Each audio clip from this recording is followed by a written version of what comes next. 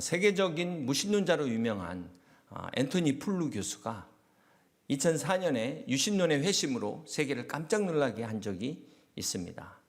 지난 반세기 무신론을 대표하는 철학자로서 현대 무신론의 방향을 이끌고 있다고 해도 과언이 아닌 이 앤토니 플루 교수가 2007년에는 존재하는 신이라는 책을 내게 됩니다. 이 원래 제목은 There is a God에서 그 책에 보면은 그가 무신론에서 유신론으로 돌아선 이유를 과학적으로 설명을 하고 있습니다. 그 내용 중에 그 Fine Tuning Argument라는 우리말로는 미세 조정 논증이라고 하는데요. 우주를 연구하면 연구할수록 우주를 설계한 창조주가 존재한다는 것입니다. 그렇습니다. 하나님께서 이 우주를 창조하실 때는 우리 인간이 살 수 있도록 그러한 목적을 가지고 이 우주를 아주 세밀하게 만드셨다는 것입니다. 오늘도 지금도 살아계신 하나님께서는 저와 여러분을 위해서 이 세상을 아주 세밀하게 조정하고 계시는 하나님이신 것을 믿으시길 바랍니다. 여러분의 삶 속에서 나를 위하여 우리를 위하여 하나님께서 참 미세 조정하시는 하나님의 세미한 손길을 경험할 수 있는 우리 복된 성도님들 되시길 주님의 이름으로 축복합니다. 여러분이 창조를 믿으십니까? 부활을 믿으십니까? 네. 사실 기독교는 믿음의 종교입니다. 네. 믿음의 종교. 그것은 증거가 없어도 믿을 수 있어야 된다는 것이거든요. 자, 생각해 보세요. 창조의 증거가 다 있습니다. 부활의 증거 다 있습니다. 자, 그러면은 오히려 안 믿는 게 이상하지 않을까요? 자, 그럼에도 불구하고 이 창조와 부활을 믿지 못하는 그리스도인들이 있다는 겁니다. 안 믿는 사람이 아니라 그리스도인들이 이 창조와 부활을 온전히 믿지 못한다는 것입니다. 저는 진화론을 가끔 이야기할 때마다 제가 진화론을 완전히 부정하는 것은 아닙니다. 오랜 시간 이 생명체가 적응하는 과정에서 변화된 이 진화를 제가 부정하지는 않습니다. 근데 오늘 우리 크리스찬들이 신앙에 갈등하는 이유가 뭐냐면 학교 가서 진화론을 배우잖아요. 뭐가 맞냐는 것이죠. 이 현실적으로 부정하기가 어려운 그러한 상황입니다. 자, 그러다 보니까 유신 진화론 또 이런 짬뽕된 단어까지 나오게 되었는데요. 우리가 분명히 알아야 될 게 이 진화와 창조는 정의 자체가 다르다는 것이죠. 네.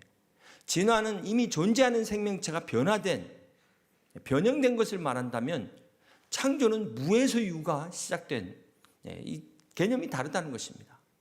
네.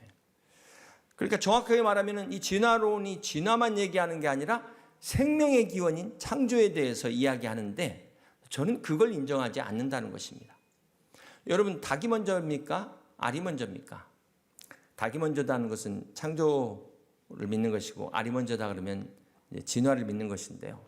다윈의 진화론과 1936년 소련의 과학자 오파린이 이 최초 생명 기원에 대해서 뭐라고 얘기했냐면요. 최초의 생명체가 저 깊은 바닷속에 한 개의 단세포에서 시작됐다는 것입니다.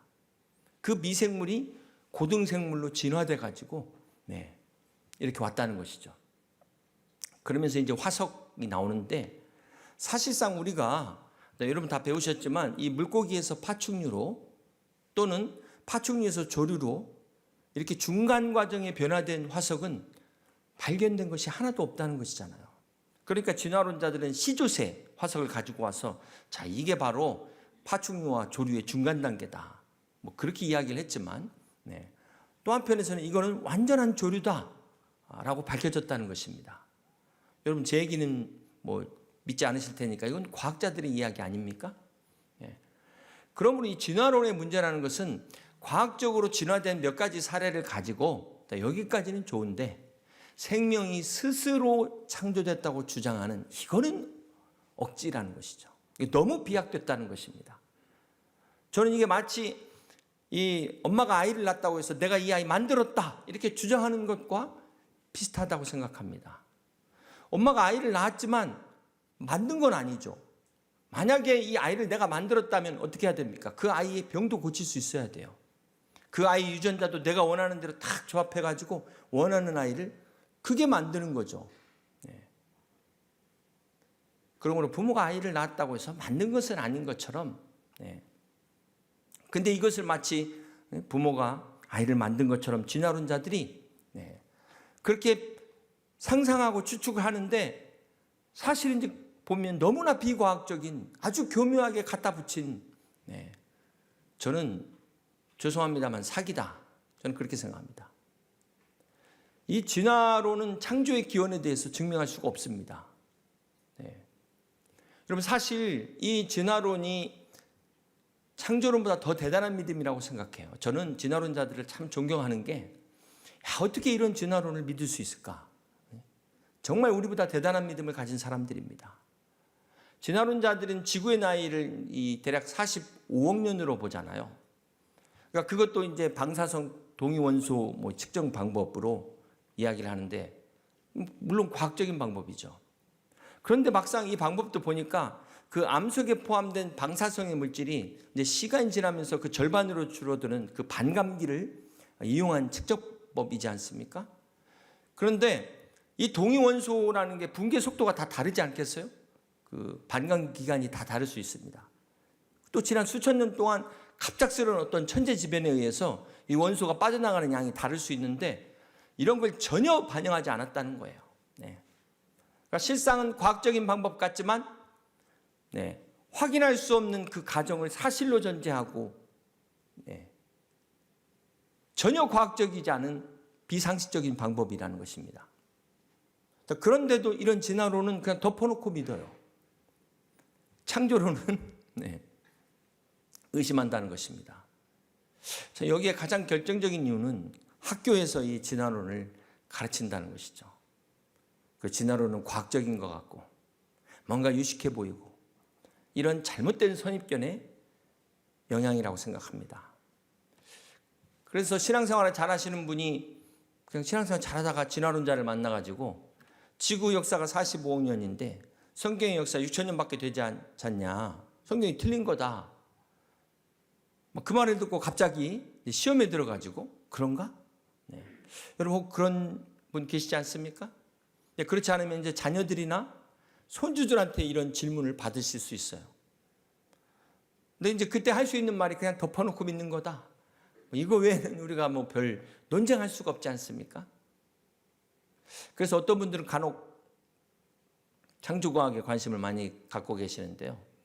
자, 그렇다 하더라도 창조과학도 이 부분을 다 설명할 수는 없습니다. 왜냐하면 하나님의 창조 부분은 믿음의 영역이지 과학의 영역이 아니기 때문에 그렇습니다. 자, 그럼에도 저는 이 창조과학이 중요하다고 생각하는데요. 왜냐하면 이 진화론의 허구를 깨닫게 한다는 것입니다. 이 모순을 깨닫는 것이죠. 그래서 저는 할 수만 있다면 우리 성도님들 중에, 자녀들 중에 훌륭한 과학자들이 나오고, 그래서 이 진화론의 모순을 탁 드러내고 교과서에 이제 진화론만 배우는 게 아니라 창조론도 함께 같이 배우자. 그래서 정말 우리 시대에 그런 날이 올 수 있기를 기도합니다. 사랑하는 성도 여러분, 어떻게 하나님의 창조를 믿지 못하는데 부활을 믿을 수 있겠습니까? 하나님께서 천지 창조하실 때 보시기에 좋았더라 이렇게 말씀하신 것처럼 하나님께서는 각기 종류대로 완성된 형태로 창조를 하셨습니다. 아담과 하와도 창조하실 때 딱 창조하고 보니까 응애 하고 태어난 아기가 아니라 아마도 한 20대의 건장한 청년이 아니었을까. 외모로서는 완전히 성숙한 성인으로서 하나님이 창조하셨다는 겁니다. 그렇지만 실제 나이는 몇 살일까요? 1살이라는 거죠. 자, 이것처럼 지구도 마찬가지입니다. 하나님께서 이 천지 만물을 창조하실 때 다 갖다 씨를 심어갖고 그때부터 나온 게 아니었다는 것입니다. 자, 그렇기 때문에 아무리 화석을 연구해도 정확한 연대는 나올 수가 없는 겁니다. 자, 그런데도 하나님을 부인하는 자들이, 자, 이런 사람들이 막 원숭이 갖다 놓고 인간이 여기서부터 진화됐다 이렇게 주장한다는 거예요. 억지로 갖다가 끼워 맞추기 식으로 이것이 마치 과학인 양 속이고 있다는 것입니다. 저는 여기에 절대로 동의할 수가 없습니다. 우리 그리스도인들도 여기다가 고개를 끄덕거리면 이게 바로 문제라는 거예요. 성경은 이것을 뭐라고 말씀합니까? 고린도후서 10장 4절과 5절을 함께 같이 읽습니다. 우리의 싸우는 무기는 육신에 속한 것이 아니요 오직 어떤 견고한 진도 무너뜨리는 하나님의 능력이라. 모든 이론을 무너뜨리며 하나님 아는 것을 대적하여 높아진 것을 다 무너뜨리고 모든 생각을 사로잡아 그리스도에게 복종하게 하니. 여러분, 이렇게 바벨탑이 그 옛날의 바벨탑만 있는 게 아니라 하나님을 대적해서 높아진 이론, 하나님을 대적하는 철학, 과학, 하나님의 창조를 부인하는 학문, 대표적으로 진화론, 이런 것들을 다 그리스도 앞에 복종시키라는 것입니다. 지금도 온 우주 만물은 창조주 하나님을 지금 막 드러내고 있습니다. 지금 봄이 오는 게 느껴지세요? 벌써 꽃들이 하나둘씩 개나리는 다 폈고 벚꽃이 막 이제 다음 주면 활짝 만개할 것 같습니다.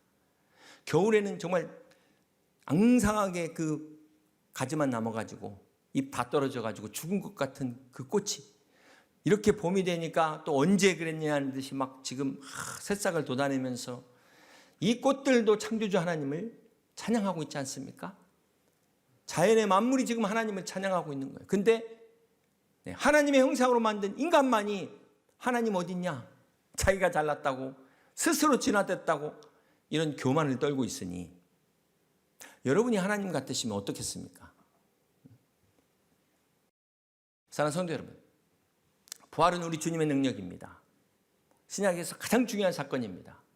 그런데 보니까 구약에도 하나님께서 이 구약의 사건을, 아니 부활의 사건을 말씀하시더라고요. 우리 창세시대, 창세기 5장 21절부터 24절 함께 같이 봅니다. 에녹은 65세에 무두셀라를 낳았고 무두셀라를 낳은 후 300년을 하나님과 동행하며 자녀들을 낳았으며 그는 365세를 살았더라. 에녹이 하나님과 동행하더니 하나님이 그를 데려가심으로 세상에 있지 아니하였더라. 자, 에녹의 승천을 통해서 하나님께서 구약 시대에도 자, 이런 부활이 있다라는 것을 말씀하셨다는 것입니다. 창세 시대 사람들에게도 에녹을 통해서 야, 이 세상만 오래 사는 게 아니야. 그때는 막 몇백 년을 살았으니까 다른 세상이 있어. 이것을 보여줬다는 거예요. 히브리서 11장 5절에는 믿음으로 에녹은 죽음을 보지 않고 옮겨졌으니, 자, 죽음을 경험하지 않았다는 것이 부활의 신앙을 보여줬다는 것입니다. 자, 또 구약 시대에 누가 있을까요? 죽음을 보지 않은 사람. 그렇죠. 엘리야 선지자입니다. 열왕기하 2장 11절 말씀 함께 봅니다. 두 사람이 길을 가며 말하더니 불수레와 불말들이 두 사람을 갈라놓고 엘리야가 회오리 바람으로 하늘로 올라가더라. 왕정시대 엘리야가 승천을 해서 엘리야의 무덤이 없습니다. 자, 이렇게 구약시대에도 부활의 개념이 있었다는 것입니다. 자, 그런데 이 부활이 주님의 부활과는 다르죠. 엄밀한 의미에서 무덤이 없다고 그러면 부활이냐? 그렇지 않습니다. 여러분 한번 생각해 보세요. 에녹과 엘리야가 육신이 막 하늘로 들림받잖아요. 그럼 어떻게 됐을까요? 사실 이거 공중에서 산화된 거 아닙니까? 공중에서. 대기권 나가면서 공중에서 산화돼 버리는 거예요. 그러면 그 영혼은 어떻게 됐을까요? 그 영혼은 성경에, 자, 여기 잘 생각해 보세요. 만약에 그 영혼이 바로 천국 가면은 예수님 오실 필요가 없죠. 거기까지 생각 안 해보셨습니까? 잘 생각해 보세요. 그럼 그 영혼은 어떻게 됐을까요? 우리 마태복음 27장 50절부터 53절 같이 교독하십니다. 예수께서 다시 크게 소리 지르시고 영혼이 떠나시니라. 이에 성소 휘장이 위로부터 아래까지 찢어져 둘이 되고 땅이 진동하며 바위가 터지고 무덤이 열리며 자던 성도의 몸이 많이 일어나니, 이 자던 성도가 누굴까요? 그 전에 죽은 사람들입니다. 그 전에 믿고 죽은 사람, 성도잖아요. 예수의 부활 후에 그들이 어디에서 나와? 무덤에서 나와서 거룩한 성에 들어가 많은 사람에게 보이니라. 무슨 말씀입니까? 주님이 십자가에서 다 이루었다. 자, 이 말씀하시는 순간 그때 막 무덤이 막 열렸다는 게 아니에요. 이게 영적인 지금 그 차원에서 말씀을 하는 겁니다. 영적인 상황을 말씀하는 겁니다. 잠자던 성도들이, 죽은 성도들이 다 낙원으로 옮겨졌다는 거예요. 그러니까 예수님이 십자가에서 죽으시기 전까지 아담 이후에 먼저 죽은 영혼들은 다 어디 갔을까요? 이게 이제 뭐 무저갱이다, 뭐 음부다, 뭐 이런 말이 있는데 중요한 사실은 지옥은 아닙니다. 지옥이 스홀 게헨나인데 거기는 불구덩이에요. 무저갱, 음부, 어두움. 근데 또 지옥이라는 말도 있고.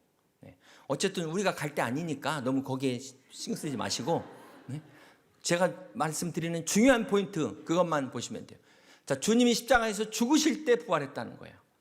그래서 요한복음 11장 25절에 보면 예수께서 이르시되 나는 부활이요 생명이니, 함께 있습니다.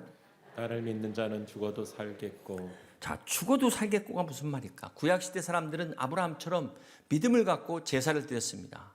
네, 그래서 그 영혼들이 이제 무적행에 갔든 어디 가 있는데, 자, 이게 바로 죽은 상태라는 거예요. 그러나 그들이 언제 낙원으로 옮겨졌어요? 주님이 십자가에서 다 이루었다. 그때 옮겨진 겁니다. 자, 그리고 무릇 그 다음 26절, 살아서 나를 믿는 자는 영원히 죽지 아니하리니 이것을 내가 믿느냐? 아멘. 그런데 우리 믿는 성도들이 돌아가시던데요? 이게 무슨 말일까? 이거 영적인 걸 얘기하고 있다는 거예요. 살아서 나를 믿는 자가 영원히 죽지 않는다는 것은 구약시대 사람들이 경험했던 이 무적행을 경험하지 않는다는 것입니다.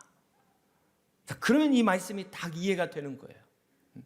이게 바로 구약과 신약의 차이를 말씀한 겁니다. 장소가 뭐 무적행이 어떻고 이 얘기보다 중요한 것은 십자가의 능력을 이야기한 거예요. 십자가의 능력 전과 후의 차이. 네. 어떤 차이입니까? 네. 여러분, 지옥이라는 것은 한번 가면 다시 나올 수가 없는 거예요. 우리가 닦아갖고 주님이 심판 다 했는데 다시 나와갖고 또 들어가고, 이건 말이 안 되지 않습니까? 자, 중요한 사실은 예수님만이 우리의 죄를 사하실 수 있는 부활의 주님이시라는 것입니다. 우리를 하나님 나라로 인도하시기 위해서 우리 죄 때문에 주님이 십자가에서 죽으시고 부활하셨다는 것입니다. 이 주님의 부활은 믿는 자들에게도 동일한 하나님의 능력임을 믿으시길 바랍니다. 사랑하는 성도 여러분, 세상의 모든 종교의 공통점이 있어요. 그는 교주가 있다는 것이고 그들의 무덤이 있다는 것입니다. 유교의 창시자 공자는 그 고향인 산둥성의 곡부에 그의 무덤이 있습니다. 불교의 창시자인 석가 고타마 시타르타는 자신의 시신을 화장해서 8개로 나눠가지고 다 보냈는데 일부가 영국 박물관에 소장되어 있다고 합니다. 이슬람교 창시자 마호멧은 메카에 웅장한 무덤을 가지고 있어요. 그래서 이슬람교인이라면 일생에 한 번은 메카에 가보는 것이 그들의 의무이고 그들의 자랑입니다. 그러나 우리 주님은 무덤이 없습니다. 우리 기독교는 자랑할 무덤이 없다는 거예요. 무슨 말입니까? 바로 예수님의 빈 무덤은 바로 주님의 부활의 상징이라는 것입니다. 마가복음 16장 1절부터 4절을 함께 같이 교독합니다. 안식일이 지남에 막달라 마리아와 야고보의 어머니 마리아와 또 살로메가 가서 예수께 바르기 위하여 향품을 사다 두었다가 안식 후 첫날 매우 일찍이 해 돋을 때 그 무덤으로 가며 서로 말하되 누가 우리를 위하여 무덤 문에서 돌을 굴려주리요 하더니 눈을 들어본즉 벌써 돌이 굴려져 있는데 그 돌이 심히 크더라. 자, 예수님의 무덤의 돌이 심히 크다. 그러면서 자, 이거 이제 주님이 성경의 예언대로 부자의 무덤에 묻히실 것을 말씀하셨고 그대로 되죠. 그래서 아리마대 사람 부자의 무덤에 묻히십니다. 주석에 보면 이 당시 부자들의 묘가 얼마나 대단하냐면 그 무덤문에 막은 돌의 무기가 2톤 정도가 된다고 합니다. 그 정도면 한 장정 막 20명이 달라들어야 겨우 열 수 있는 그 무게입니다. 우리 마태복음 27장 57절부터 60절까지 계속해서 교독하시겠습니다. 저물었을 때 아리마대의 부자 요셉이라 하는 사람이 왔으니 그도 예수의 제자라. 빌라도에게 가서 예수의 시체를 달라 하니 이에 빌라도가 내주라 명령하거늘 요셉이 시체를 가져다가 깨끗한 세마포로 싸서 바위 속에 판 자기 새 무덤에 넣어두고 큰 돌을 굴려 무덤 문에 놓고 가니. 네, 자 여기 자세히 한번 보시면은 바위 속에 판 자기 새 무덤에 넣어두고 큰 돌을 굴려 무덤 문에 놓고 가니 요셉이 지금 혼자 옮긴 걸로 이렇게 기록이 되어 있습니다. 자, 그렇다면 첫 번째 질문은 어떻게 요셉이 이 무거운 이 큰 돌을 혼자서 옮길 수 있었을까?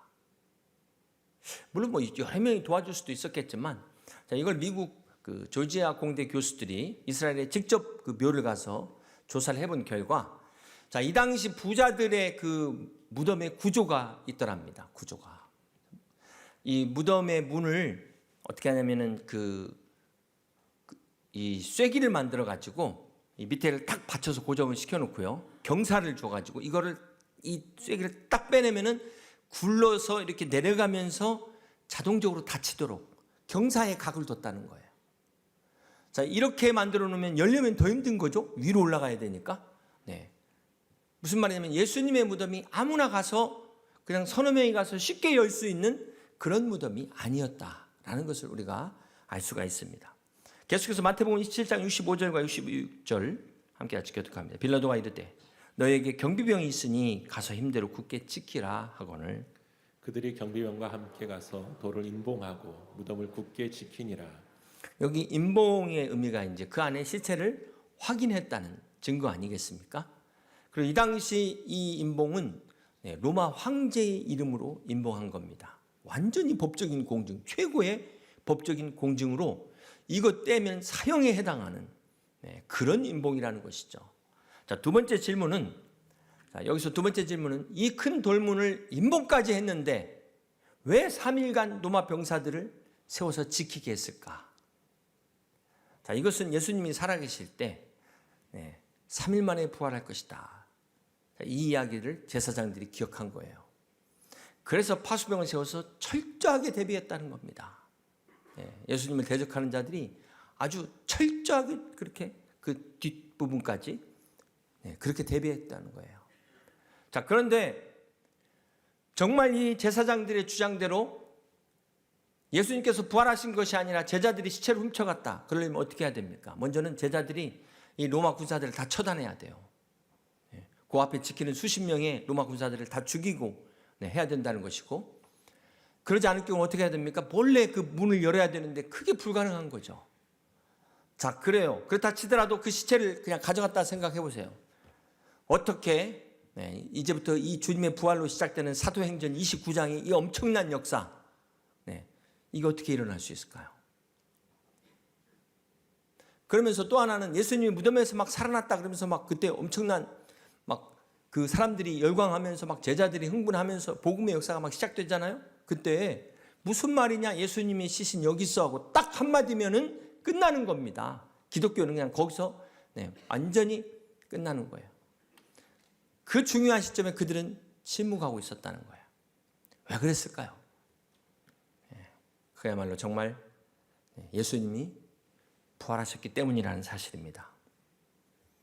그리고 마지막 세 번째 질문은요. 사실 왜 무덤의 문이 열렸을까? 부활하신 주님은 그냥 나오실 수 있거든요. 그 문 그냥 여실 필요도 없는데 왜 저 문이 열려져 있을까? 우리 마가복음 16장 3절 4절까지 함께 같이 교독합니다. 서로 말하되 누가 우리를 위하여 무덤 문에서 돌을 굴려주리요 하더니 눈을 들어본즉 벌써 돌이 굴려져 있는데 그 돌이 심히 크더라. 자, 주님 무덤에 제일 먼저 찾아간 사람들은 여인이었습니다. 막달라 마리아, 야고보의 어머니 마리아, 살로메였습니다. 이 여인들을 위해서 주님께서 무덤의 문을 미리 열어놓으셨다는 겁니다. 무덤 입구에 돌이 굴려진 것은 주님이 나가기 위해서가 아니었다는 거예요. 제자들에게 이 빈 무덤을 보라고, 와서 보고 믿으라고 주님께서 열어놓으셨다는 것입니다. 그렇습니다. 주님의 빈 무덤은 부활의 증거인 것입니다. 이제 말씀을 정리합니다. 사랑하는 성도 여러분, 예수님의 무덤을 찾아간 이 여인들의 문제가 무엇이었을까요? 누가복음 24장 1절부터 4절입니다. 안식 후 첫날 새벽에 이 여자들이 그 준비한 향품을 가지고 무덤에 가서 돌이 무덤에서 굴려 옮겨진 것을 보고 들어가니 주 예수의 시체가 보이지 아니하더라. 이로 인하여 근심할 때 자, 여인들이 이 돌이 무덤에서 굴려가지고 옮겨진 것을 보고 어떻게 해야 돼요? 기뻐해야 되지 않습니까? 그 기뻐해야 될 자리, 그 자리는 찬양해야 될 자리예요. 할렐루야 할 자리에서 근심하고 있었다는 겁니다.